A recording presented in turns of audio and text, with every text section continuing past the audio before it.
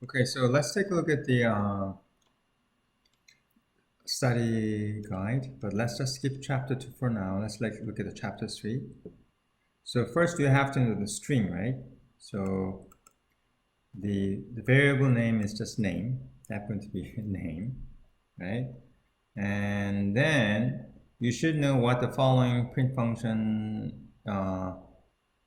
print, right? So what about name 10 subscript 10, right? Okay. So first, let's take a look at the so first the print, right? So no, actually name is equal to student. It's a string, right? The string is pretty much same as, you can think as a list or the array of the characters.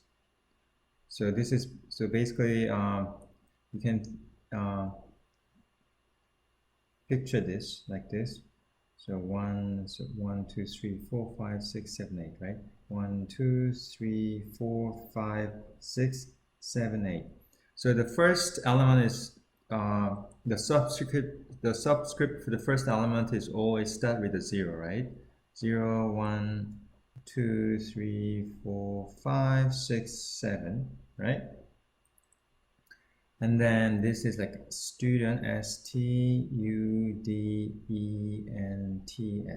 So this is string. You can think the string is basically is array of, right? Array of characters.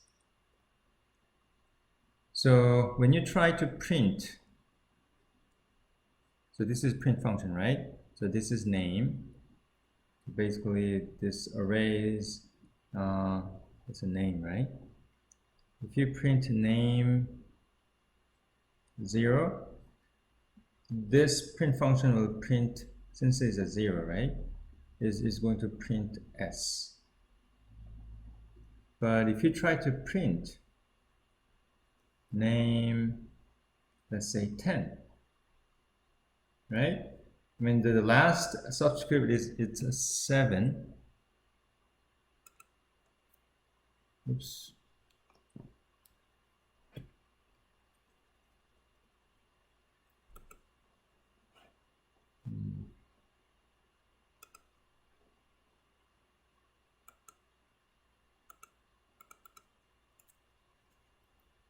Okay, good.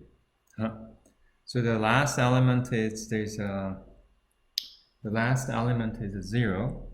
I mean, the last element is a 7. If you try to print this, the Python will give you an error message. I think it's like out of range or out of index, something like that. So this is obviously Python will give you the error message.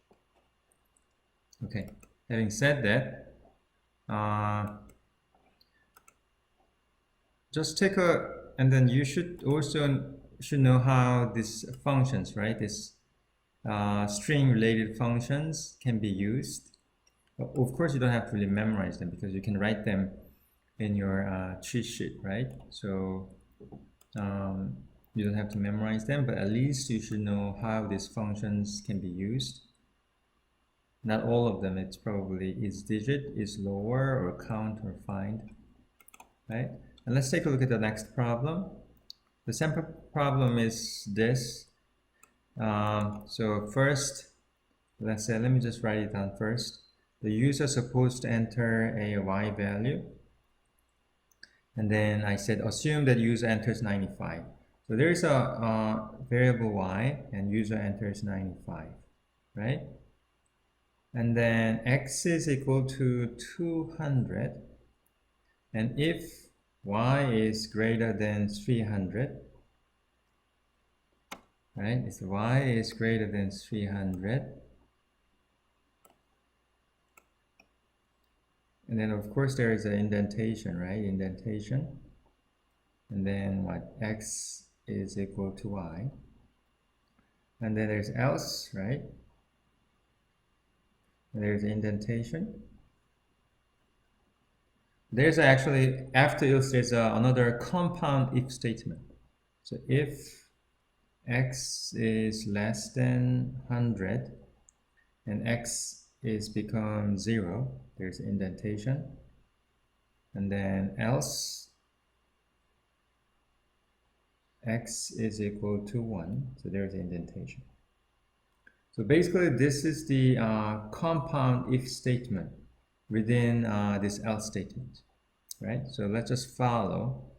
So we assume the user enters 95. So x is, at the very beginning, x is 200. And then since y is 95, is a 95 is greater than 300? No, right?